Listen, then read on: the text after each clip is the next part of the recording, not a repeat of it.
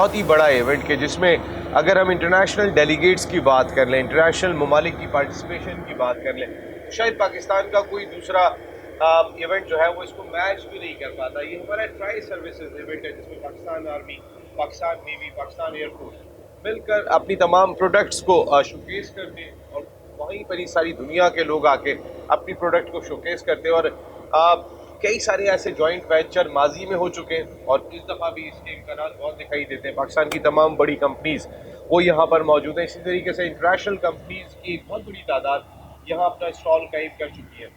Ideas 2022 जहाँ arm for piece जो उनका स्लोगन दिखाई देता है, जहाँ स्लेम की बात हुई है, वही एक खास टॉपिक इस आइडियाज़ 2022 में आर्टिफिशियल इंटेलिजेंस था। इस सिलसिले में एक प्रॉपर सेमिनार का इनेकाद भी किया गया और ख़ास तौर पर हमारी नौजवान नस्ल को इससे आगाही दी गई। आज अगर आर्टिफिशियल इंटेलिजेंस की बात कर लेते हैं तो सारी दुनिया में ये ख़ास सब्जेक्ट दिखाई देता है और सारी दुनिया इस पर एक ख़ास फोकस करती हुई दिखाई देती है। मेरे साथ तीन हमारे मुल्क की बड़ी इंपॉर्टेंट शख्सियत गुफ्तगू के लिए मौजूद है। आर्टिफिशियल इंटेलिजेंस की ज़रूरत क्यों पड़ी और इस वक्त ये किन किन चीज़ों में हमारे लिए बहुत कारआमद साबित हो सकता है। इंतहाई अहम शख्सियत मेरे साथ मौजूद है। Cloud and metaverse architect CEO para cloud और इसके साथ साथ आर्टिफिशियल इंटेलिजेंस के एक्सपर्ट हैं Ziaullah Khan sahab. Thank you very much Zia sahab, बहुत थैंक यू। उनके साथ MNP के business head Muller and Phipps के और इसके साथ साथ आप ज़बरदस्त किस्म की इस मामले में भी बड़ी एक्सपर्टीज रखते हैं अबाउट आर्टिफिशियल इंटेलिजेंस मुजम्मिल अतर साहब। Thank you very much Muzammil साहब। जबकि उनके साथ बड़ी जिम्मेदारियां, अहम जिम्मेदारियां अंजाम दे रहे हैं, आइडियाज़ के साथ भी जुड़े हुए हैं और जहां मुल्क में कोई मुश्किल आती है वहां पर ईसा लैब बहुत आगे दिखाई देती है। CEO Isa lab Farhan Isa sahab. Thank you very much Farhan भाई, बहुत बहुत शुक्रिया। फरहान भाई ज़रा शुरू करते हैं ज़ियाउल्लाह खान साहब से। ज़िया साहब, सबसे पहले तो आम लोगों को, मुझे भी नहीं पता, तो मैं आम लोगों की बात कर रहा हूँ, हम बिल्कुल आम लोग यहाँ बैठे हुए, व्हाट इज़ आर्टिफिशियल इंटेलिजेंस? देखिए, नॉर्मली जो कंप्यूटर प्रोग्राम होते हैं ना, जब हम इस्तेमाल कर रहे होते हैं तो हमें ऐसा लगता है कि उसमें इंटेलिजेंस है, मगर वो बिल्कुल नहीं होती। मिसाल के तौर पे आप ये कहते हैं कि उसको कि भाई आपकी एज अगर 65 से ऊपर है तो प्लीज़ आइडेंटिफाई करें, इनको ब्लड ना लें इनसे। अच्छा, ये इंटेलिजेंस नहीं है, ये बहुत ही सिंपल सा प्रोग्राम है जो आपकी एज पूछ के उसका जवाब देता है। मगर इसके बरखिलाफ तो ये नॉर्मल अभी जो हम अपनी ज़िंदगी में सॉफ्टवेयर इस्तेमाल कर रहे हैं ना, वो आर्टिफिशियल इंटेलिजेंस बेस्ड नहीं होते। मगर आप जो आम आदमी भी इस वक्त आर्टिफिशियल इंटेलिजेंस इस्तेमाल करने लगा है, आप फेसबुक पे जाते हैं, अपनी तस्वीर अपलोड करते हैं, वो आइडेंटिफाई करता है कि तस्वीर में कौन कौन लोग खड़े हुए हैं आपके दोस्तों में, और उनको ऑटोमेटिकली टैग करता है। अच्छा, अब ये सिंपल सा प्रोग्राम नहीं है, ये आर्टिफिशियल इंटेलिजेंस बेस्ड प्रोग्राम है जो तस्वीर को देख के आइडेंटिफाई कर लेता है कि ये ज़िया है। तो इस काम के लिए आपको नए किस्म के प्रोग्राम लिखने पड़ेंगे। तो जो पुराने किस्म के जो प्रोग्राम है, जो मोस्ट ऑफ द हम इस्तेमाल कर रहे हैं, उसमें आर्टिफिशियल इंटेलिजेंस इस्तेमाल नहीं होती। मगर ये जो नए किस्म के प्रोग्राम है, इनमें एक्सटेंसिवली इस वक्त आर्टिफिशियल इंटेलिजेंस इस्तेमाल हो रही है, ज़्यादातर लोगों को पता नहीं है। नए प्रोग्राम क्या है वो? अच्छा, वो अब मिसाल के तौर पे टेक्नोलॉजी के मैं अंदर नहीं जाना चाह रहा क्योंकि एक आम आदमी के लिए प्रोग्राम है। मगर लुबिला, आप ये देखिए, इस तरह समझे आप कि मैंने आर्टिफिशियल इंटेलिजेंस में ना, पहले तो ये होता था कि, और अभी यही होता है कि हम क्या करते हैं कि उसको ना ट्रेन करते हैं। ट्रेन से मतलब है कि हम क्या करते हैं, उसको ना, जैसे मेरी 10 तस्वीरें दिखाएंगे उसको। अच्छा, हम आम जिंदगी में मुझे आप कैसे पहचानेंगे? मुझे 2-4 दफा देखा होगा तो पहचानेंगे आप। अच्छा, कंप्यूटर भी अब इस तरह करने लगा है कि आपको लॉजिक खुद नहीं लिखनी पड़ती, वो आपने उसको कहा ये तस्वीर है, ये ज़िया है, ये तस्वीर है, ये ज़िया है। अच्छा, जब 10 दफा किया ना, तो वो ऐसे प्रोग्राम है जो उससे ये मतलब निकाल लेते हैं कि अंडरस्टैंड कर लेते हैं कि ये ज़िया है। तो फिर आइंदा कोई नई तस्वीर दिखाई जाए तो वो मुझे पहचान लेंगे कि ये भी ज़िया है। तो इस काम के लिए ये समझना जरूरी है, आर्टिफिशियल इंटेलिजेंस में इस वक्त जो टेक्नोलॉजी यहाँ पहुंची है, आपको प्रोग्राम को ट्रेन करना पड़ता है। अगर आप ट्रेन नहीं करेंगे, यानी डेटा चाहिए, तो आर्टिफिशियल इंटेलिजेंस के साथ जो जुड़ी हुई है साइंस, वो है डेटा साइंस।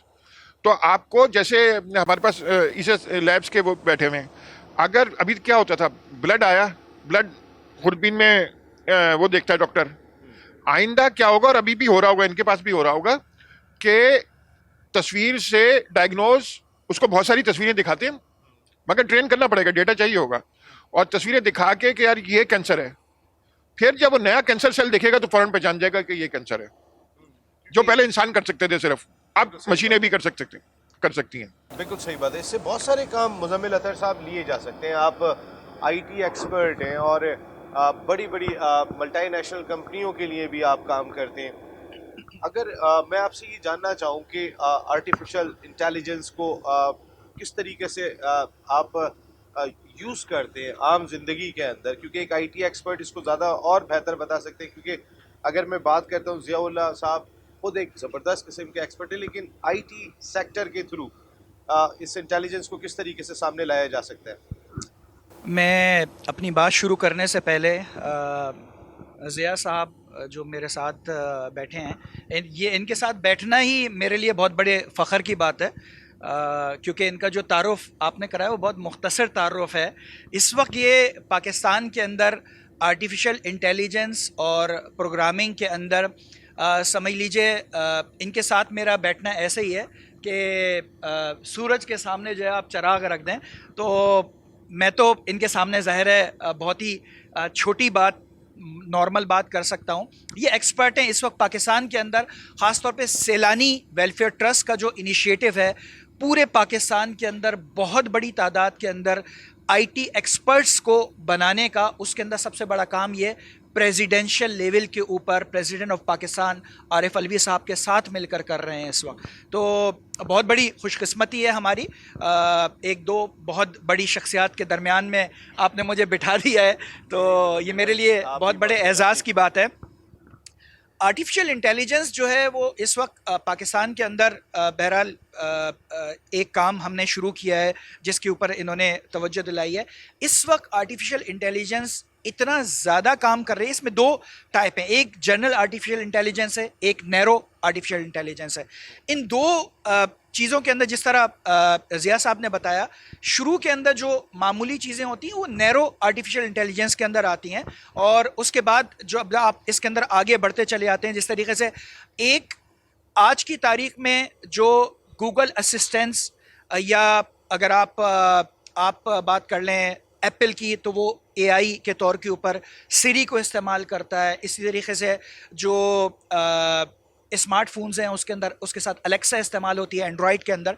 तो ये डिफरेंट तीन टाइप की आर्टिफिशियल इंटेलिजेंस है। इसमें डेफिनेटली सबसे ज़्यादा जो पावरफुल समझी जाती है, अगर मैं गलत नहीं हूँ तो उसके अंदर सिरी को समझा जाता है।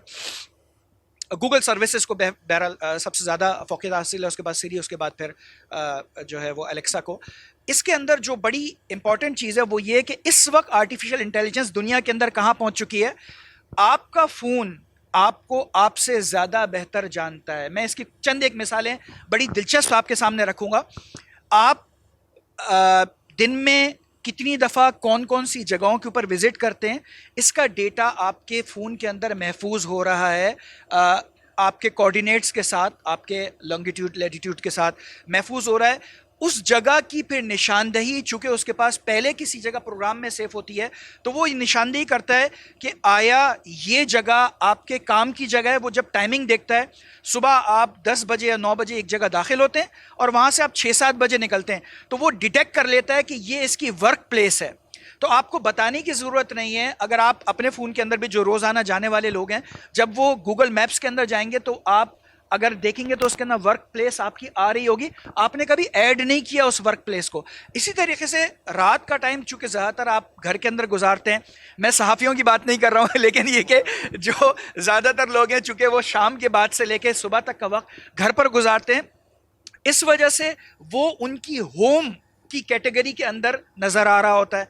अच्छा, इसी तरीके से चूँकि सैटरडे संडे या संडे का दिन डेफिनेटली आप घर पर गुजारते हैं, तो वो आपके, इसी तरीके से आप अगर एक ख़ास टाइम के अंदर घर से निकलते हैं और एक जगह जाते हैं, तो उसको डिटेक्ट करता है कि ये मस्जिद जा रहा है शख्स, तो आपके बारे में ये निशानदेही होती है कि आप मस्जिद जाने वाले हैं और दिन में कितनी दफ़ा, यानी आप 5 वक्त के नमाजी हैं, 2 वक्त के हैं, 1 वक्त के हैं, जुम्मे के जुम्मे नमाज पढ़ते हैं आप, ईच एंड एवरीथिंग आपके मोबाइल के अंदर आ रहा है। अच्छा, इसके बाद फिर आप जिन लोगों से मुलाकातें करते हैं, अच्छा, आप एक शख्स है जो स्कॉलर है, इस्लामिक स्कॉलर है, वो आप उससे मुलाकात करते हैं, आप हफ्ते में 1 दफ़ा मिलते हैं, 2 दफ़ा मिलते हैं या महीने में 2 दफ़ा जाते हैं, उससे आपकी शख्सियत के बारे में गेज होता है कि आया आप एक खिलाड़ी से मिलने के लिए जाते हैं रेगुलर बुनियादों के ऊपर, आप एक इस्लामिक स्कॉलर से मिलने के लिए जाते हैं, आप एक डॉक्टर के पास मिलने के लिए जाते हैं, और डॉक्टर फिर वो किस फील्ड का डॉक्टर है, बिकॉज वो सारा डेटा उस डॉक्टर का भी बैकएंड के ऊपर, गूगल के ऊपर या गूगल के ऊपर आ रहा है। सेफ है, तो वो उसको लिंकेजेस क्रिएट करता है। आज की तारीख के अंदर अगर आप इंटरनेशनल एयरपोर्ट्स के ऊपर जाएं तो उनको सिर्फ इस बात की ज़रूरत होती है कि आपकी फेसबुक या आपकी गूगल की आईडी उनके पास मिल जाए, उसके बाद वो आपके बारे में मुकम्मल मालूमात आपसे ज़्यादा बेहतर उनके पास आ जाती हैं, और उसकी बुनियाद के ऊपर वो फैसला करते हैं कि आइदर आपको वीज़ा देना चाहिए या आपको वीज़ा नहीं देना चाहिए, आप वाकई उनके मुल्क की ज़रूरत हैं या आपके उनके मुल्क के लिए नुकसानदेह साबित हो सकते हैं। तो ये मैंने आपको इसकी बहुत ही आपको मामूली मिसाल दी है इसकी, जिस तरह ज़िया साहब फरमा रहे थे कि वो जो तस्वीर है, उस तस्वीर को देख के अगर आप एक बड़ी दिलचस्प बात यह है, अगर आपके पास आपके बच्चों की बचपन की तस्वीरें हैं तो उन तस्वीरों की बुनियाद के ऊपर वो साल ब साल हर साल की तस्वीरों को उन चेंजेस के साथ आपको दिखा सकता है, और इसके लिए आपको कोई और प्रोग्राम फीड करने की ज़रूरत नहीं है। गूगल ऑलरेडी ये काम बैक एंड के ऊपर आपके कहे बगैर कर रहा होता है। तो आपकी तस्वीर की डिटेक्शन चेंजेस के साथ कि 1 साल के बाद आपका अगर एक बच्चा है जिसका नाम लेट्स से राफिया है या राबिया है, वो उसको डिटेक्ट करता है कि बचपन में इसकी ये था, उसके बाद 1 साल बाद ये हो गया, 2 साल के बाद ये हो गया, और 15 साल के बाद वो इस कंडीशन के अंदर है, तो वो उस पूरी तस्वीरों की ट्रेल वो आपके सामने रख देता है। मेरी बात लंबी होगी, लेकिन मैं एक्चुअली बताना ये चाह रहा था कि आर्टिफिशियल इंटेलिजेंस इस वक्त आपकी ज़िंदगी के अंदर किस लेवल तक शामिल हो गई है। बिल्कुल सही बात है फरहान ईसा साहब, किसी के प्रॉब्लम हो जाए उसको टेस्ट कराने के लिए आपके पास आना पड़ता है। जिस तरीके से अभी हम बात कर रहे हैं आर्टिफिशियल इंटेलिजेंस की, तो ये तो आपके शोबे में भी बड़ी करामत साबित हो सकती है डाटा वगैरह के हवाले से, या अगर कौन से टेस्ट ज़्यादा हो रहे हैं, किस वजह से हो रहे हैं, किस सीज़न में हो रहे हैं, तो ये तो इंटेलिजेंस आपके लिए भी बड़ी करामत हो सकती है। जी, ये तो बिल्कुल आर्टिफिशियल इंटेलिजेंस हमने यूज़ करना शुरू कर दी है। ख़ास तौर पे रेडियोलॉजी के अंदर जो एक्सरे, अल्ट्रासाउंड, सीटी स्कैन्स, एमआरआईज़ हैं, उसकी हज़ारों, जिस तरह से सर ने कहा कि वो उनकी इमेजेस और उनके रिज़ल्ट्स वो फीड हुए और कंटिन्यूसली डाटा उनके को सिखाया जा रहा है। और अब जो है वो, बल्कि हमने भी एक स्टडी करी जिसके अंदर तकरीबन हमारे 45,000 इमेजेस थे, और उसमें जब हमने देखा तो 45,000 इमेजेस फीड करने के बाद हमें पता ये चला कि 25 इमेजेस के अंदर आर्टिफिशियल इंटेलिजेंस ने चीज़ें पकड़ ली थी और ह्यूमन रेडियोलॉजिस्ट ने मिस कर दी थी।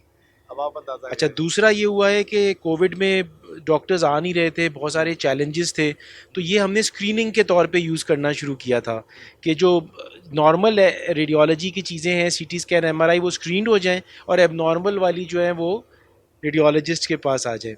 इसी तरह से टेस्ट होते हैं, जैसे ख़ास तौर पे डेंगू आ रहा है और उसके साथ दूसरे टेस्ट भी हो रहे हैं, हीमोग्लोबिन है, लिवर के हैं, तो इनका डाटा भी कंपाइल होकर रिज़ल्ट्स निकल के आते हैं। जैसे इस दफ़ा जो डेंगू आया, हमने अनाउंस किया कि वो, वैसे कहते हैं ना ब्लीडिंग हो जाएगी और दूसरे मसाइल होते हैं डेंगू में, लेकिन इस दफ़ा लिवर फेलियर के साइन सिम्टम्स आए, तो हम लोगों ने तो ईसा लैब ने ये शुरू कर दिया है। अच्छा, फिर हम लोग ना बायो सेफ्टी के ऊपर भी काम कर रहे हैं। कोविड ने जब आया था, उसकी एपिडेमियोलॉजिकल के जैसे डेंगू जब इंडियन बॉर्डर्स पे आया था तो हम सर्वेलेंस कर रहे होते हैं और हमने कहा था ये कराची पाकिस्तान आ जाएगा, जो आ गया। फिर चिकनगुनिया एक और बीमारी बॉर्डरिंग टाउन्स पे आई, हमने पहले से बता दिया था कि उसका मच्छर भी यही है और यहाँ तक पहुँच गई है, ये आ जाएगी। और उसके बाद एनसीओसी के साथ मिलके भी हमने इसी के साथ मिलके काम किया, और उसके आई थिंक कि मैं बहुत मुबारकबाद भी दूंगा ऐसे अच्छे इदारे को।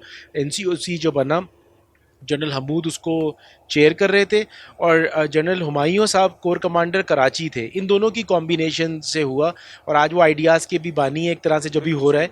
जनरल हुमायूं का एक और चीज़ भी हुई कि जनरल हुमायूं साहब ने जो सबसे बड़ा काम किया कि उन्होंने इन्फेक्शन कंट्रोल स्पेशलिस्ट को, जो पहला, जहाँ पे हम आज बैठे हुए हैं, यहाँ पे पहला तो पाकिस्तान का कोविड सेंटर जो स्टैब्लिश्ड हुआ वो जनरल हुमायूं की वजह से हुआ। अजीज साहब ने किया जी, और और सेक्रेटरी दिफा जी अभी हैं वो, और मैंने कल भी उनको मुबारकबाद दी। और इधर का जो एक्सपो सेंटर स्टैब्लिश हुआ उसके 2-3 बड़े पैरामीटर्स बहुत इंपॉर्टेंट दुनिया को नज़र आए और पूरे पाकिस्तान को आए। पहले तो यहाँ पे एक ऐसा मॉडल बना कि जो यहाँ पे हेल्थ वर्कर्स थे उनकी प्रोटेक्शन के बारे में काम हुआ। आगाही में। आपको बताऊं, ये वो रिकॉर्ड है, जनरल हुमायूं थे, जीओसी जनरल अकील थे और ब्रिगेडियर शहजाद होते थे 25 मैक के उस ज़माने में। इनकी और फिर बाद में जनरल नदीम अंजुम भी थे। उसमें हुआ ये कि एक डॉक्टर, एक नर्स, एक पैरामेडिकल स्टाफ, एक सफाई वाला, जो रेड जोन जहाँ पे पेशेंट्स थे, मैं जो यहाँ पे हमारी ईसा लैब भी फ्री सर्विसेज दी पहले दिन से आखिरी दिन तक, एक शख्स को भी इधर जो काम कर रहा था एक को कोविड नहीं हुआ। और इससे पूरी दुनिया हिल गई जिसमें सारे ये मैकेनिज़म्स इस्तेमाल हुए। सेकंड चीज़ है डेथ रेट यहाँ पे बिकॉज ऑफ आर्टिफिशियल इंटेलिजेंस और मॉनिटरिंग ऑफ द डिजीज़ ऐसी हुई कि यहाँ पे डेथ रेट ना होने के बराबर था, जबकि डेवलप कंट्रीज़ के अंदर मरीज़ तो मरे ही मरे, ख़ासतौर पे इंडिया के अंदर पैथेटिक उनकी कंट्रोल्स थे, ज़ीरो। और उनको तो बल्कि पाकिस्तान से हेल्प लेनी चाहिए थी। और उन्होंने, और सेकंड चीज़ ये हुई कि जो हेल्थ वर्कर्स थे उनको भी नहीं हुआ।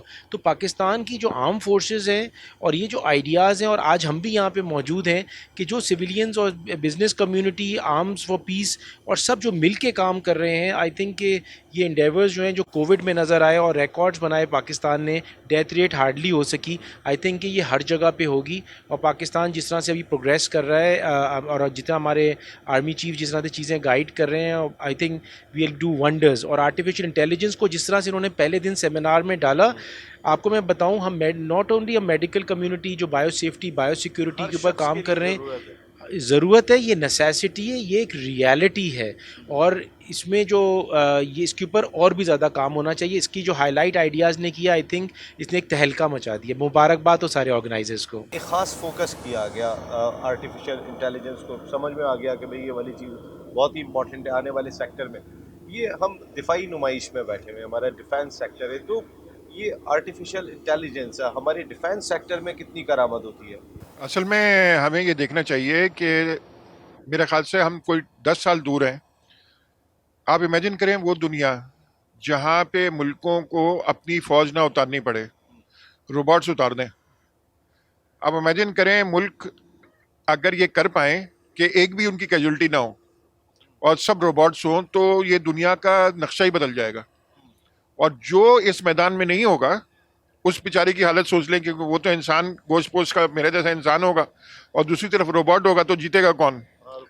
रोबोट ने जीतना है। और उसको अच्छा फर्ज करें नहीं भी जीता वो, तो कोई मसला नहीं है, वो नया बना के फिर दोबारा ले आएंगे। जान नहीं जा रही, किसी की जान नहीं जा रही। मैं तो होपफुली इनरिप्लेसेबल हूँ, इंसान तो इनरिप्लेसेबल है, मगर जो मशीनें हैं तो कोई मसला नहीं है अगर गलती भी हो गई या। अच्छा, तो पॉइंट ये कहने का है कि मैं यहाँ आने से पहले, आज की आपसे मीटिंग से पहले, मैं ज़रा से पढ़ के भी आया।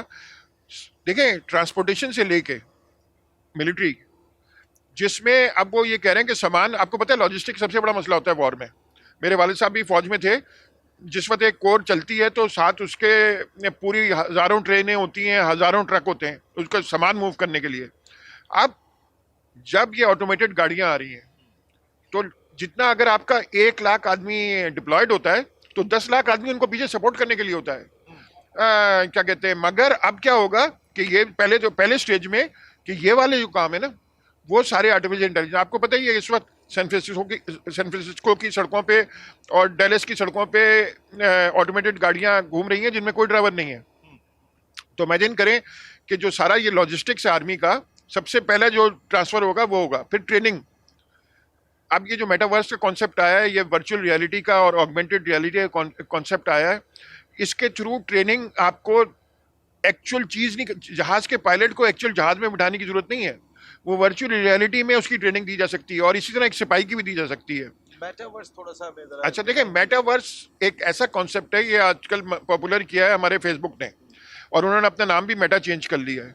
मेटावर्स में ये है कि हम क्या करते हैं कि देखें, अभी आप फेसबुक देख रहे हैं ना, तो आपकी स्क्रीन पे फेसबुक है, तो आप फेसबुक से बाहर हैं, आप बाहर से देख रहे हैं फेसबुक को। अब जैसे अभी कोई 15 दिन पहले मेटा क्वेस्ट प्रो उन्होंने VR ग्लासेस लगाए, और उसमें थोड़ा सा AR का कॉन्सेप्ट भी है। VR क्या है? वर्चुअल रियलिटी है। नहीं, आपने जब वो ग्लासेस लगाए तो आप समझे, मैंने माउंट एवरेस्ट कभी नहीं देखी थी, तो मैंने पहला काम क्या किया कि माउंट एवरेस्ट के वीडियो देखने शुरू किए वर्चुअल रियलिटी में। तो आपको मैं बता सकता हूँ कि 0 पॉइंट किधर है, बेस कैंप किधर होता है, उससे कैसा नजर आता है, फील आती है आप देखें 50-60% फील आती है। मेरी बहुत अच्छी एक कुलीग है हिरा, वो हमेशा कहती है कि मैं तो जब मानूंगी मेटावर्स को जब आप मेटावर्स में खाना भी खा सकें। हम अभी तो वो तो दूर हैं कि खाना खा सकें, मगर देखें रहे हवा की फील नहीं होगी अभी आपको, क्योंकि हम अगर वहाँ होते माउंट एवरेस्ट के नीचे तो वहाँ पे हवा भी चल रही होती, ठंड भी होती, तो वो तो नहीं है, सारी बात है इस स्टेज पे।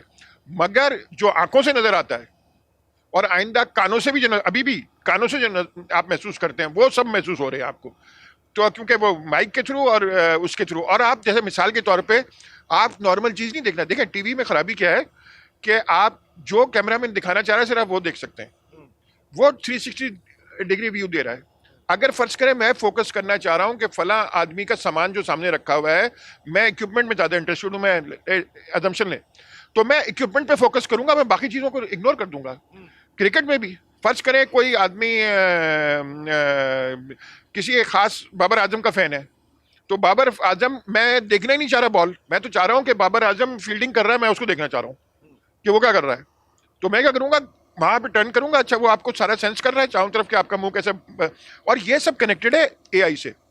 ये AI के बगैर पॉसिबल नहीं है, आर्टिफिशियल इंटेलिजेंस कि बगैर मेटावर्स भी, ये जो भी नई टेक्नोलॉजीज आ रही हैं वो उसमें AI का बहुत मेजर हाथ है, इनेबलिंग टेक्नोलॉजीज में। और इसी तरह आप क्या कहते हैं, तो ये दुनिया बदल के रख जाएगा। पाकिस्तान जैसे मुल्कों के लिए क्रिटिकल तरीन है कि देखें हमारे पास एजुकेटेड पॉपुलेशन है, इसलिए डॉक्टर आरिफ अलवी जो प्रेसिडेंट ऑफ पाकिस्तान है, उन्होंने आज से 3-4 साल पहले ये प्रोग्राम शुरू किया था मास लेवल पे लोगों को ट्रेनिंग देने का। तो मैं ये कह रहा हूं कि जो माँ बाप है ना, अपने बच्चों को नई दुनिया के लिए अगर तैयार नहीं करेंगे तो बड़ी गड़बड़ हो जाएगी, पाकिस्तान के लिए भी होगी और इंडिविजुअली लोगों के लिए भी होगी। कितना लेट है हम? लेट तो है हम काफी लेट है, ज्यादा लेट नहीं है। अगर अभी कवर कर सकते देखें आप इससे अंदाजा करें, जबकि हमें इस तरह कंपैरिजन नहीं करना चाहिए, मगर फिर आखिर में तो दुनिया में कंपैरिजन ही होता है। इस वक्त इंडिया की सॉफ्टवेयर एक्सपोर्ट्स $150 बिलियन हैं, हमारी 3 है, तो 150 में और 3 में तो काफी फर्क होता है, बहुत बड़ा फर्क है। और देखें इस वक्त हमारा सबसे बड़ा प्रॉब्लम एजुकेटेड यूथ की अनएम्प्लॉयमेंट है। अच्छा ये भी सारा इससे मसला हल होता है। अच्छा बच्चे इंटरेस्टेड भी हैं, उनको बताने की जरूरत नहीं है, वो सारे खुद फेसबुक पे पले बड़े, और मोबाइल आपका बच्चे आपसे ज्यादा अच्छा इस्तेमाल करते होंगे बल्कि आपको सिखाते हों, सारे काम उन्हीं से करवाने पड़ते हैं। तो बच्चे बहुत आगे हैं। मसला क्या है कि जो हमारी पुरानी जनरेशन है उसको ये समझने की जरूरत है कि यहाँ पे रिसोर्सेज लगाने पड़ेंगे और उसके लिए ट्रेनिंग। और अभी हम एज ए कंज्यूमर तो कर रहे हैं। देखिए फेसबुक जितने पाकिस्तान में फेसबुक बहुत कमा रहा है पाकिस्तान से, बिल्कुल सही और दूसरी कंपनियां कमा रही हैं, मगर हम यूजर एंड पे तो कंट्रीब्यूट कर रहे हैं उसको इस्तेमाल करने में, मगर प्रोड्यूस करने में हम इस्तेमाल नहीं कर रहे, तो वो आगे चल के और मसला हो जाएगा। अभी तो है ही, और ज़्यादा मसला हो जाएगा। बिल्कुल, इसकी अवेयरनेस बहुत ज़रूरी दिखाई देती है। अभी मैं पाकिस्तान आर्मी के स्टॉल पे गया था, वहाँ एक आपको फील हेलीकॉप्टर की ही आएगी जो उन्होंने एक तैयार किया हुआ है, उसमें बैठेंगे, बैठने के बाद वो थोड़ा सा ऊपर जाता है, लेकिन जिसे अभी सर ने बात की थी ग्लासेस आपने लगा लिए, तो आप वो जो वर्चुअल में आप फील उसी में चले जाएंगे। एक तो ट्रेनिंग हो जाती है आपकी हेलीकॉप्टर के हवाले से, और जो आपको एक थोड़ा सा अगर कोई ऊपर जाने का खौफ होता है, वो तमाम चीज़ों को इसी में आप कवर कर रहे हैं, तो ये भी इंटेलिजेंस में आएगा। मैं ज़िया साहब की जो बातें हैं उसको मैं आगे बढ़ाना चाहूँगा। एक तो चीज़ ये है कि इस वक्त पाकिस्तान के अंदर तकरीबन 31 कंपनीज़ हैं जो आर्टिफिशियल इंटेलिजेंस के ऊपर काम कर रही हैं आज की तारीख के अंदर, लेकिन हम इस वक्त जो यूजुअली काम है हमारा वो नैरो आर्टिफिशियल इंटेलिजेंस पे ज़्यादा है और जनरल आर्टिफिशियल इंटेलिजेंस के ऊपर कम है। दूसरी चीज़ ये है कि लैंग्वेजेस इसके लिए जो इस्तेमाल पहले होती थी C++, फिर उसके बाद जावा स्क्रिप्ट के अंदर काम करना शुरू किया। पाकिस्तान के अंदर बहुत बड़ा काम जो असल इस वक्त लैंग्वेज है जिसको बहुत ज़्यादा पसंद किया जा रहा है आर्टिफिशियल इंटेलिजेंस के अंदर, पाइथन लैंग्वेज, और उसके भी जो आप कहना चाहिए सरखेल जो हैं, वो इस वक्त ज़िया साहब भी हैं जो हमारे साथ बैठे हुए हैं, बहुत बड़ा काम कर रहे हैं इस वक्त पाकिस्तान में पाइथन लैंग्वेज में, किसी तारुफ के मोहताज नहीं है हम। मैं अपनी बातों को 2-3 जगहों पे कनेक्ट करना चाहूँगा। वही सारी बातें जो अभी ज़िया साहब ने फरमाई हैं, अगर हम ले लें कि ये इस वक्त कहाँ कहाँ पर इस्तेमाल हो रही है आर्टिफिशियल इंटेलिजेंस, और बड़ी दिलचस्प सूरत हाल है। जैसे इन्होंने फरमाया कि डेलस के अंदर या सैन फ्रांसिस्को के अंदर या न्यूयॉर्क के अंदर सड़कों के ऊपर इस वक्त टेस्ला की गाड़ियाँ चल रही हैं जिसमें ड्राइवर मौजूद नहीं है। वो आर्टिफिशियल इंटेलिजेंस की बुनियाद के ऊपर सेंस कर रहा है कि मेरे आगे कोई गाड़ी है या नहीं है, मैप उसके अंदर मौजूद है, उस मैप के थ्रू आपने उसके अंदर फीड कर दिया उसको कहाँ जाना है, उस मैप के थ्रू वो राउट पूरा अपना सेलेक्ट कर रहा है। जो रेड लाइट है वो उसके अंदर सेंस हो रही है, रेड लाइट है वो वहाँ पर रुक रहा है, आगे कोई गाड़ी है, दाएं कोई गाड़ी है, बाएं कोई गाड़ी है, वो उसको साथ लेकर चल रहा है। तो ये आ गया ट्रांसपोर्ट वाला सेक्टर। हम आगे बढ़ते हैं, इससे आगे जो हम बात करते हैं जहाज़ों की। इस वक्त आज की तारीख के अंदर जो बड़े जहाज़ों की ट्रेनिंग दी जाती है, चाहे वो एयरक्राफ्ट हों जो कमर्शियल फ्लाइंग करते हों, जैसे बोइंग है या एयरबस है, इनकी जितनी कैटेगरीज़ के जहाज़ हैं, या आप JF-17 थंडर ले लें, F-16 ले लें, जो आपके फाइटर जेट्स हैं, इन दोनों के लिए इनिशियल ट्रेनिंग सिमुलेटर्स के ऊपर करवाई जाती है। सिमुलेटर वो जो अभी आप खुद फरमा रहे थे कि वो पाकिस्तान आर्मी ने एक चीज़ बनाई है कि हेलीकॉप्टर की फील देती है। सिमुलेटर एक्चुअली आपको 100% कॉकपिट की फील देता है। क्योंकि मेरा एविएशन से ताल्लुक़ है तो मैं इसके बारे में थोड़ा बहुत बाकी लोगों की निस्बत ज़्यादा बेहतर जानता हूँ।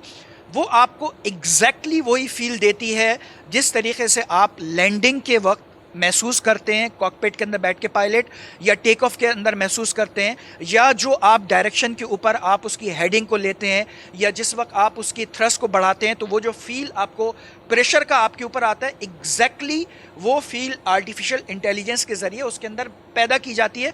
तो जब उसके ऊपर काम करके कोई पायलट बाहर निकलता है, तो जब वो एक्चुअल रियल प्लेन के अंदर बैठता है तो उसको कोई बहुत ज़्यादा फ़र्क महसूस नहीं होता। वो लैंडिंग और वो टेक ऑफ वो उसी तरीके से पहले कर चुका होता है सिमुलेटर के ऊपर, बग़ैर कोई नुकसान पहुंचाए हुए एयरक्राफ्ट को, उसके टायर्स को, उसके गियर को, उसके इलेक्ट्रॉनिक सिस्टम को, वो सारी चीज़ें वो पहले से यूज़ टू हो चुका होता है। इसी तरीके से एविएशन के अंदर ही आप आगे बढ़ें तो आज की तारीख में आपने बहुत लफ्ज़ सुना होगा auto pilot. Auto pilot is a system कि जो जब आप उसके अंदर डेटा फीड कर देते हैं तो उस डेटा की बुनियाद के ऊपर वो सेंस करता है, ना सिर्फ ये कि वो रूट को फॉलो करता है, जो राउट उसका आप उसके अंदर सेट करते हैं उसको फॉलो करता है, बल्कि जिस जगह के ऊपर अगर वहाँ पर कोई प्रेशर है या जिस जगह के ऊपर कोई एयर पॉकेट्स आ रहे हैं तो उसको भी सेंस करके अलार्म अंदर देता है ताकि उसको ऑटो पायलट से वो, और फिर ऑटो पायलट को वो मैनुअल के ऊपर कन्वर्ट कर देता है ऑटोमेटिकली। इसी तरीके से फिर अगर आप बात करते हैं आगे इसके अंदर तो ILS कहलाता है, इंस्ट्रूमेंट लैंडिंग सिस्टम्स। इस वक्त जितने पाकिस्तान के बड़े एयरपोर्ट्स हैं और दुनिया के जितने एयरपोर्ट्स हैं उनके ऊपर इंस्ट्रूमेंट लैंडिंग सिस्टम है। इसकी मिसाल मैं आपको सिर्फ इस तरह से दूं कि जब आप लैंड करने के लिए आते हैं, it is a most critical time. इसलिए आपने देखा होगा जब आप जहाज़ में बैठते हैं तो आपको जिस वक्त वो लैंडिंग के लिए आता है वो कहते हैं खिड़की के पर्दे हटा दें, अपनी सीट्स को अपराइट कर लें। ये सारी चीज़ें क्यों? क्योंकि जहाज़ के सफ़र के अंदर मोस्ट क्रिटिकल टाइम वो होता है जिस वक्त जहाज़ लैंड करने के लिए आ रहा होता है। इंस्ट्रूमेंट लैंडिंग सिस्टम क्या करता है? इंस्ट्रूमेंट लैंडिंग सिस्टम इस आर्टिफिशियल इंटेलिजेंस के थ्रू सेंस करता है कि इस वक्त जहाज़ किस जगह के ऊपर और कितनी फिट बुलंदी के ऊपर मौजूद है, और उसको एग्जैक्टली आपने देखा होगा इतना बड़ा जहाज़ जो हज़ारों फिट दूर होता है, 10 किलोमीटर दूर होता है, उसके बावजूद वो एक जो लाइन होती है जो रनवे के ऊपर बिल्कुल एक सिंगल लाइन होती है, उसके ऊपर उसका जो फ्रंट गियर है वो जाके लैंड करता है। तो ये किस वजह से है?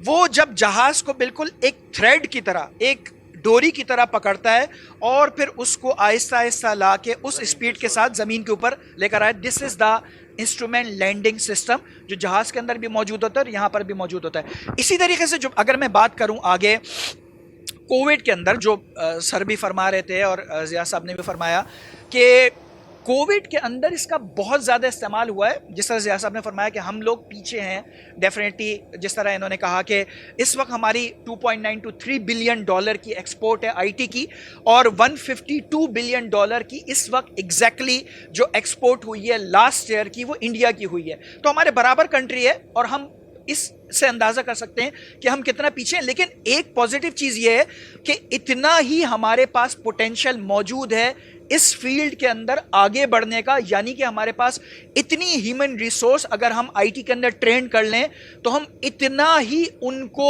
मौके फराहम कर सकते हैं आईटी के अंदर आगे बढ़ने के, काम करने के, पैसा कमाने के और ज़राए मुबादला पाकिस्तान लेकर आने के लिए।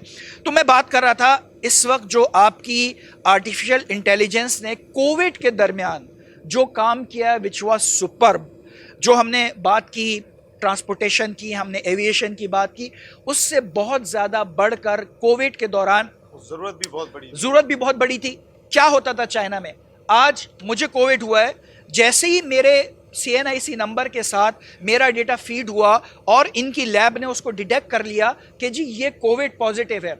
अब इस टाइम के अंदर, कोविड के टाइम के अंदर, मैंने इनसे मुलाकात की, मैंने आपसे मुलाकात की, मैंने इनसे मुलाकात की, तो उसके कोऑर्डिनेट्स वो चेक करते थे कि ज़िया साहब कहाँ पर हैं, नसीम साहब से कहाँ मुलाकात हुई है, किस एरिया के अंदर है, तो उसको क्वारंटाइन करते थे ताकि वो स्प्रेड आउट ना हो उस जगह से। तो ये नहीं है कि वो जो शख्स मौजूद है जिसको कोविड पॉजिटिव है उसी को वो क्वारंटाइन करें, बल्कि वो जहाँ जहाँ पर उसका एक्सपोजर हुआ है उस सारी जगह को वो क्वारंटाइन करते थे, और उसके बाद फिर वो उसकी जो मॉनिटरिंग है उसको गेज करते थे। ऑस्ट्रेलिया के अंदर एक बड़ी दिलचस्प सूरत हाल ये थी कि आपको एक एरिया मखसूस किया हुआ था उन्होंने with in the radius of 5 kilometres. Covid के दौरान इन्होंने ये किया था कि अगर आपको बहुत ज़रूरत है, एक रेड लाइन है, एक ब्लू लाइन है, एक ग्रीन लाइन है, तो ग्रीन लाइन वो एरिया है जिसके अंदर आप आज़ादी से मूव कर सकते हैं, लाइक आप अपनी ग्रोसरी लेने के लिए जा सकते हैं, आप हॉस्पिटल जा सकते हैं जो आपकी रेंज के अंदर है। उसके बाद फिर जो है आगे जो ब्लू और रेड लाइट एरिया है जिसके अंदर आप मूव नहीं कर सकते। जैसे ही आप उस 5 किलोमीटर के रेडियस से बाहर निकलेंगे तो अलर्ट होगा और आपके ऊपर फाइन चार्ज होगा। तो 5,000 ऑस्ट्रेलियन डॉलर से लेकर 15,000 ऑस्ट्रेलियन डॉलर तक फाइन था उन एरियाज को क्रॉस करने का। यस, तो ये एक बड़ी जिससे दिलचस्प सूरत हाल थी जिसमें कोविड के अंदर आर्टिफिशियल इंटेलिजेंस ने बड़ा भरपूर तरीके से काम किया। बिल्कुल फरहान ईसा साहब, ये जिस तरह आर्टिफिशियल इंटेलिजेंस की बात हो रही है आपके मेडिकल के शोबे में, कभी वबाओं की गुफ्तगू चल रही होती है, कॉन्गो वायरस जी अफ्रीका से नहीं आ रहे हैं, उनको ज़रा चेक करना चाहिए, ऑटोमेटिकली पता चल रहा होता है कि किस जगह पे ये सिम्टम्स पाए जाते हैं, लेकिन कोई नया वायरस आने वाला है, वो दुनिया के किस खित्ते को मुतासिर कर सकता है, इसकी भी कोई आर्टिफिशियल इंटेलिजेंस कुछ काम हो रहे हैं? देखिए, काम तो बहुत हो रहा है। थोड़ा सा ये है कि हमारे ना अनफॉर्चुनेटली अगर कुछ हो पाता है ना इस मुल्क के अंदर तो वो हमारे thanks to our armed forces ही हो पाता है। पॉलिटिकल विल का जो वैक्यूम है ना वो हमें बड़ा डिस्करेज कर रहा है। आज आईटी इंडस्ट्री जिस तरह से बात करी, इंडिया तो चले बड़ा मुल्क है ना, आप कह सकते हैं कि वो बड़ा मुल्क है तो इसलिए उनकी ज़्यादा एक्सपोर्ट हो गई, लेकिन फ़िलीपींस तो पाकिस्तान से भी छोटा मुल्क है, उसकी 24 बिलियन की एक्सपोर्ट है आईटी की। तो ये तो पहले तो ये है कि हम तो गुजारिश यही करते हैं कि जो हमारी जो पॉलिटिकल विंग लोग जो हैं रूलर्स, वो अगर इन्वायरमेंट अच्छा नहीं बना सकें तो इंटरफियर करना छोड़ दें। पहली चीज़ गुजारिश ये, अगर आज कोविड पे कंट्रोल हुआ तो ये एक NCOC जैसा इदारा बना था। देखिए, हमारे पास जो अगर आप मेडिकल और इसकी काम के बारे में बात कर रहे हैं ना, उसका मैं एक चैलेंज को इसलिए जिक्र कर रहा हूँ कि उससे एक अपॉर्चुनिटी क्रिएट होती है हमेशा। जैसे for example 18th amendment I, 18th amendment से हुआ ये कि हेल्थ हो गई डिवॉल्व सूबों के पास।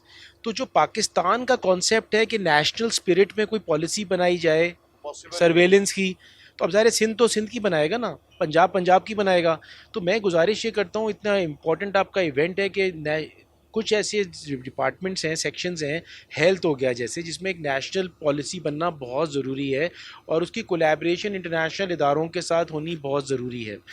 दूसरी चीज़ ये आ जाती है, तो अगर ये हो जाए तो ये सारी चीज़ें हो जाएंगी। एनसीओसी के थ्रू ही हो सकता है, फोर्सेस के थ्रू ही हो सकता जी, है, वरना कोई पॉलिटिकल क्योंकि फोर्सेस ही एक वाहिद है ना जो पूरे पाकिस्तान। जी चारों सूबों में।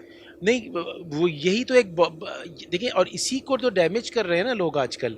हो ये रहा है कि हर मुल्क की एक सेंटर ऑफ ग्रेविटी होती है। पाकिस्तान की जो सेंटर ऑफ ग्रेविटी है जिसने पाकिस्तान को जोड़ के रखा हुआ है, वो हमारी रिस्पेक्टेड आर्म फोर्सेस है। बिल्कुल। आप पूछें बस हम कुछ और एग्जांपल भेजता हूँ। साउथ कोरिया की क्या है? साउथ कोरिया की मिच्योर डेमोक्रेसी है। ईरान की क्या है? नेशनल स्पिरिट है। ईरान में 30% से ज़्यादा जो लोग हैं वो अरब्स, टर्क्स और कुर्ड्स रहते हैं, किसी को नहीं पता। तो ये सेंटर ऑफ ग्रेविटी होती है, और ये जो सेंटर ऑफ ग्रेविटी हमारे मुल्क की है, आज अगर देखें, ये जो हमारे डिफेंस का एक्सपो सेंटर लगा हुआ है आर्म्स फॉर पीस के शोबे से, और एक्सपोर्ट करने के बारे में और कोलैबोरेशंस डेवलप करने के लिए, इससे ज़र मुबादला आएगा, इससे एक इमेज बिल्डिंग भी होती है। आज दुनिया के जनरल्स और सारे स्टेट मिनिस्टर्स, मिनिस्टर ऑफ जो ये जो डिफेंस आए हुए हैं, तो आज वो पीस का एक मैसेज लेके जा रहे हैं दुनिया में। ये चीज़ें साथ होना, कंबाइंड होना, और डेफिनेटली अगर आर्म फोर्सेस लीड करेंगी, आर्मी, नेवी, एयरफोर्स, तो ये चीज़ें आर्टिफिशियल इंटेलिजेंस और जो दूसरी चीज़ें हो सकती हैं। और आज ये जो टॉपिक उठाया गया है, वो भी आइडियाज़ पे इन्हीं लोगों ने उठाया है जो आज सारे अखबारों की जीनत बनाए और लोगों को थॉट प्रोवोकिंग पे लगाया हुआ है इसने। अच्छा, एक बात मैं बस खत्म, थोड़ा सा बात को शॉर्ट करते हुए, वो ये है कि आज के बाद जो फ्यूचर वॉरफेयर होंगी, आजकल हम हाइब्रिड वॉरफेयर से, पहले हम कन्वेंशनल वॉरफेयर पे थे, अब हम एक हाइब्रिड वॉरफेयर से गुजर रहे हैं, सोशल मीडिया और ये सारी चीज़ों की। और आइंदा आने वाले टाइम्स के अंदर हम जर्म वॉरफेयर और से गुजरेंगे। और ये कोविड जो है, ये इसके लिए एक बहुत बड़ी आई ओपनिंग कर रहा है, और इसके लिए बायो सेफ्टी और बायो सिक्योरिटी प्रोटोकॉल्स बनाए जाते हैं कि अगर ऐसी वबा कोई आती है या जानबूझ के फैलाई जाती है, और उसके लिए भी आर्टिफिशियल इंटेलिजेंस बहुत ज़रूरी है। तो आपका ये जो प्रोग्राम है, ये और लोगों को क्रिएट करेगा अवेयरनेस कि इसके अंदर शामिल हों।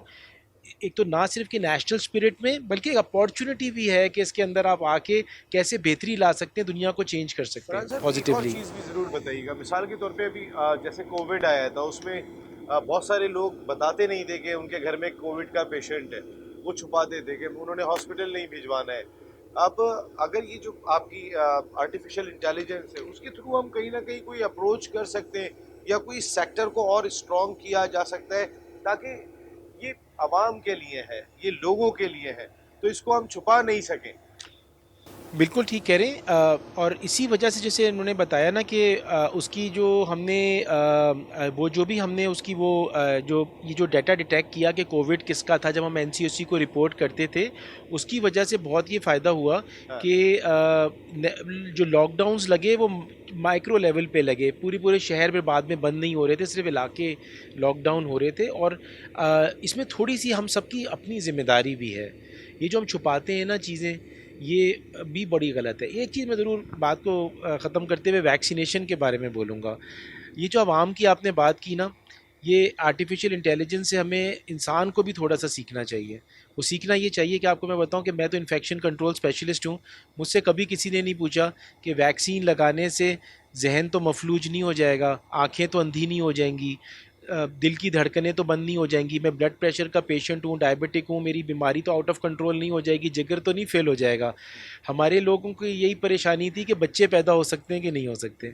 तो ये जब कॉन्सेप्ट एजुकेशन से फैलेगा, और अगर हमने आज एजुकेशन नहीं ली और latest trends of artificial intelligence में नहीं हुई, तो डेफिनेटली ह्यूमन फिर रिप्लेस होना शुरू हो जाएंगे, और ये एक बहुत बड़ा थ्रेट होगा। तो इसलिए बेहतर है कि हम इस टेक्नोलॉजी को अपनाएं और इसको अपने आप को स्ट्रॉन्ग करें और अपनी विजडम को लेके आएँ। बिल्कुल। सर, एक आखिरी पैगाम हमारे यंगस्टर्स के लिए आपकी जानिब से जाएगा, क्योंकि इस डिस्कशन के बाद एक चीज़ तो क्लियर हो गई कि कोई एक डिपार्टमेंट, कोई एक शोबा ऐसा नहीं है कि जहां पर हमें आर्टिफिशियल इंटेलिजेंस की ज़रूरत ना पड़े। कोई भी सेक्टर अब ऐसा नहीं बचा है, और बल्कि हम इस इंटेलिजेंस के थ्रू हम अपने तमाम उन कामों को और मज़ीद बेहतर बना सकते हैं। तो सर, ये जो हमारी नौजवान नस्ल आपको सुन रही है, उनके लिए आपका पैगाम, ये आपका कैमरा है। देखिए, सबसे इम्पोर्टेंट बात यह है कि इस वक्त चाइना की एक मेजर पॉपुलेशन मिडिल क्लास में आई है, इंडिया की एक मेजर पॉपुलेशन मिडिल क्लास में आई है। आप उसका रिजल्ट देख रहे हैं। बहुत सारी और भी वजूहत हैं महंगात की, मगर मेन वजह यह है कि ये rise of the middle classes in Asia. अच्छा, जो ये मिडिल क्लास उबर के आई है, इनके पास पैसे हैं, ये सॉफ्टवेयर से और हार्डवेयर से पैसा कमा रहे हैं। ये चाइना में बैठ के एक बंदा जो है लाख डेढ़ लाख डॉलर कमा लेता है, जो कि पहले $200 पे था मिडिल क्लास में, अब वो अपर मिडिल क्लास का हो गया है, तो वो गोश्त भी खाएगा। अगर हमने अपने आप को इंटरनेशनल इकोनॉमी से नहीं जोड़ा और टेक्नोलॉजी इकोनॉमी से नहीं जोड़ा, तो मैं आपको बता रहा हूँ हमें खाना खाना भी मसला हो जाएगा। और अभी भी आप देखें गोश्त कितना महंगा हो चुका है। ये जो महंगात की एक वेव है दुनिया में, वजह क्या है कि जो टेक्निकल लोग हैं जिनके पास पैसा है वो मार्केट से उठा रहे हैं सामान, और हम और आप जो कि पुरानी तरीके से जिंदा रह रहे हैं, हमारे पास पैसा नहीं है कि हम उसकी कीमत में खरीद सकें, तो क्या होगा? हम भूखे मरेंगे, वो खाना खाएंगे। तो अगर हमने जिंदा बचना है, आप अपने लिए और अपने बच्चों के लिए, हमें अपने आप को software, artificial intelligence, metaverse, Web3 और जो latest state of the art technology है, जहाँ पे सारा भलाई है। देखें, दूध पीना अलग चीज़ है और भलाई तो सारे अमेरिकन और दूसरे इंडस्ट्रियल जो मुल्क हैं वो खा जाएंगे, हमें वो दूध भी नहीं मिलेगा, हमें वो छाछ मिलेगी दही की। तो अगर हमने अपने बच्चों को ट्रेन नहीं किया और अपने आप को ट्रेन नहीं किया। अच्छा, दूसरी बात, सिर्फ ये बच्चों के लिए नहीं है, ये जो बड़ी उम्र के भी लोग हैं, मैं खुद 60 का हूँ, मैं तो हर रोज़ अपने आप को रीट्रेन करता हूँ, और मैं यकीन से कह सकता हूँ मेरे साथ दो जो मेहमान बैठे हुए हैं, ये दोनों भी अब रोज़ाना पढ़ के अपने आप को, तो हमें ये नहीं सोचना चाहिए हमारी उम्र क्या है, जो भी उम्र है, अगर नए दौर में जिंदा रहना है तो नए तरीके से रहना पड़ेगा, और कोई तरीका नहीं है। Ziaullah Khan sahab, thank you very much sir. आप हमारे आइडियाज़ 2022 शो के मेहमान बने, BTV के मेहमान बने, आपका बहुत बहुत शुक्रिया। और कोई चीज़ अगर आप, कोई पैगाम कंप्लीट हुआ या कुछ अगर कहना चाहते हैं सर, ये बहुत ही इंपॉर्टेंट सेक्टर जी, असल में देखें, ये हमारी आर्म फोर्सेस के लिए, मैंने अभी पॉपुलेशन की भी बात कर रहा था, हमारी आर्म फोर्सेस बात ये समझ रही है। देखिए, हमने एक वर्ल्ड लेवल का प्रोडक्ट बनाया JF-17, जो 4.5 जनरेशन एयरक्राफ्ट है। जब ये पहली दफ़ा बना, मेरे बहुत सारे स्टूडेंट भी उसमें सॉफ्टवेयर डेवलपमेंट में शामिल थे, तो मैं खुद भी हैरान हो गया जब मेरे उनसे बात होती थी कि माशाल्लाह ये मार्वल है। मगर अब नया दौर आ रहा है, अब 5th जनरेशन में तो स्टेल्थ और इस टाइप के, मगर 6th जनरेशन फाइटर बन रहे हैं। 6th जनरेशन फाइटर और 7th जनरेशन फाइटर में हमारे दुनिया के बेस्ट पायलट्स हैं, मगर by the time 7th generation आएगी तो पायलट की ज़रूरत ही नहीं होगी। जो इस वक्त नए किस्म के जो 6th और 7th जनरेशन में, अभी वो एग्जैक्टली डिफाइन नहीं हुआ हुआ, मगर 6th और 7th जनरेशन जो फाइटर होंगे वो रोबोट्स होंगे, वो ड्रोन्स होंगे, और वो ड्रोन्स की फाइट होगी, क्योंकि जैसे पायलट है वो 9G से ज़्यादा बर्दाश्त नहीं कर सकता, ड्रोन तो 16G भी बर्दाश्त कर लेगा जब टर्न होगा। तो हमें ये हमारा एग्जिस्टेंशियल थ्रेट है।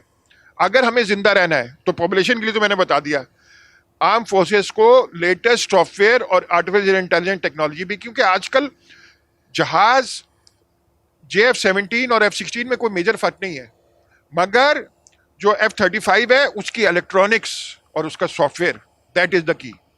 तो हमें अगर आगे बढ़ना है तो हमें ये अडॉप्ट करना पड़ेगा। Thank you very much Ziaullah Khan sahab, thank you very much Muzammil Akhtar sahab, thank you very much Farhan Isa sahab, बहुत बहुत शुक्रिया। छोटा सा मैं देना जी, प्लीज़ चाहूँगा। इस वक्त जिस तरह फरहान भाई ने फरमाया कि हमारी जो आर्म फोर्सेस हैं, और ये मैंने कल भी जब मैंने इंटरव्यू दिया था तो इसके ऊपर मैंने एम्फेसिस किया था, और वो इम्पॉर्टेंट चीज़ ये है कि हमारी आर्म फोर्सेस जो पूरी दुनिया के अंदर मानी जाती हैं, अपने नज़्म ज़ब्त के एतबार से, अपनी कंट्रोलिंग के एतबार से, अपने काम के एतबार से, तो कोई भी काम जिस तरह हर चीज़ के अंदर किसी एक चीज़ के बारे में एक्सपर्टीज़ होती है किसी भी शख्स के अंदर, इसी तरीके से हमारी आर्म फोर्सेस की ये कैपेबिलिटीज़ हैं। इसके साथ साथ हमारा जो प्राइवेट सेक्टर है, जिस तरीके से ज़िया खान साहब जैसी शख्सियात हमारे पास मौजूद हैं, हम चाहते ये हैं कि आर्म फोर्सेस इसके अंदर कदम आगे बढ़ाएं। अगर वो JF-17 थंडर तैयारा पाकिस्तान के अंदर बना सकते हैं, सुपर मशाक तैयारे पाकिस्तान में बना सकते हैं, जो इस वक्त हम बेशुमार मुल्कों को यहाँ से एक्सपोर्ट कर रहे हैं, तो कोई वजह नहीं कि वो एक पूरी जनरेशन को डेवलप करें जो मेटावर्स, पाइथन लैंग्वेज और इस आर्टिफिशियल इंटेलिजेंस के अंदर एक्सपर्ट हो। तो इसके लिए काम ये करना पड़ेगा कि आर्म फोर्सेस के साथ प्राइवेट सेक्टर्स को और ज़िया खान साहब जैसी शख्सियात को आगे बढ़ के सैलानी जैसे इदारों को, जेडीसी जैसे इदारों को, एडी जैसे इदारों को आगे बढ़ के इनके साथ काम करना होगा, ब्रिज करना होगा और इसके लिए एक पूरा लाहे अमल तैयार करना होगा जिसकी बुनियाद पे अगले 2 से 3 साल के अंदर हम एक बड़ी तादाद के अंदर आईटी एक्सपर्ट्स को पैदा कर सकें और पाकिस्तान को आईटी की फील्ड के अंदर जो हम इस वक्त इंडिया से हम कह रहे हैं या फिलीपींस से कह रहे हैं बहुत पीछे हैं, हमें इसके अंदर आगे जाना होगा। लेकिन उसके लिए कोर रिसोर्स जो है मैं समझता हूँ कि नज़्म व ज़ब्त के एतबार से, कंट्रोलिंग के एतबार से, सिस्टम के एतबार से हमारी आर्म फोर्सेस को इसके अंदर अपना रोल प्ले करना होगा। रोल उनका हो सकता है। फरहान भाई आपका भी कोई एक पैगाम? जी नहीं, थैंक यू वेरी मच। मैं सिर्फ ये, आपने यूथ की बात की थी तो मैं यूथ से ये रिक्वेस्ट करूँगा कि थोड़ी सी जो अभी जो हमारी जनरेशन आई है ना, जी जनरेशन, ये थोड़ी हम लोग सोचते हैं कि what's in it for me, कि मेरा क्या फ़ायदा है, कुछ करने में मेरा क्या फ़ायदा है। मैं उनसे सबसे गुजारिश करूँगा कि हम सब ने मेरे ख्याल से हम सब ने दुनिया ट्रैवल की है और बहुत दुनिया देखी है और रहे भी हैं। मैं आपको बताऊं कि पाकिस्तान से अच्छी जगह पूरी दुनिया में नहीं है। आजकल ये जो टेक्नोलॉजी है, आर्टिफिशियल इंटेलिजेंस की है, सॉफ्टवेयर डेवलपमेंट की है, ये सारी एक्सपोर्ट कर सकती है। अपने मुल्क से एक्सपोर्ट करें। आप यहाँ पे लोगों को जॉब सीकर्स नहीं बल्कि जॉब प्रोवाइडर बने और पाकिस्तान का भी नाम रोशन करें और पाकिस्तान को स्ट्रेंथन दें। और अगर आप पाकिस्तान का नाम रोशन करेंगे तो यहाँ के जितने बच्चे हैं, अगर कोई बाहर भी जाता है या सॉफ्टवेयर के लिए जाता है तो उसकी क्रेडिबिलिटी बढ़ेगी। ऐसी चीज़ बनाएं कि जो वर्ड्स आपके हैं, जो आप किसी से कमिट करें उसको पूरा करें। बल्कि मैं गुजारिश करूँगा, अंडर कमिट ओवर डिलीवर और Pakistan first. Thank you very much Farhan Isa sahab, thank you very much Muzammil Athar sahab, and thank you very much Ziaullah Khan sahab. It's an honour to chat with you और आपके जो पैगाम गए वो बहुत ही इंपॉर्टेंट रहे। तो ये हमारे तीनों एक्सपर्ट्स को आपने सुन लिया होगा और आर्टिफिशियल इंटेलिजेंस, इस आइडियाज़ 2022 का अगर मैं ये कहूँ कि चंद बड़े मकासद में से एक मकसद है तो ये बेजा ना होगा। लेकिन इसके बारे में ज़्यादा डिटेल में जाने की ज़रूरत नहीं दिखाई देती। जो ज़ियाउल्लाह खान साहब ने एक जुमला कह दिया, अगर हमने अपने आप को, अपने इदारों को और अपनी तमाम वो चीज़ें जो हमें ज़िंदा रखने में मददगार साबित होती हैं उनको ज़िंदा रखना है तो फिर आर्टिफिशियल इंटेलिजेंस पर एक ख़ास फोकस हमें ज़रूर देना होगा और हम सबको देना होगा। कि किसी एक सेक्टर के लिए ज़रूरी नहीं है, हर शोबे की ये बुनियादी ज़रूरत दिखाई दे रही है और आने वाले वक्त में अगर इसका सहारा नहीं हुआ तो फिर शायद हम सब बेसहारा हो जाएंगे। यहाँ नसीम राजपूत अपनी पूरी प्रोडक्शन टीम के साथ इस आइडियाज़ 2022 के स्टूडियो से इजाज़त चाहते हैं। मज़ीद गेस्ट आते रहेंगे, उनसे गुफ्तगू होती रहेगी। जल्द मिल रहे हैं, जल्द आए, अल्लाह निगहबान।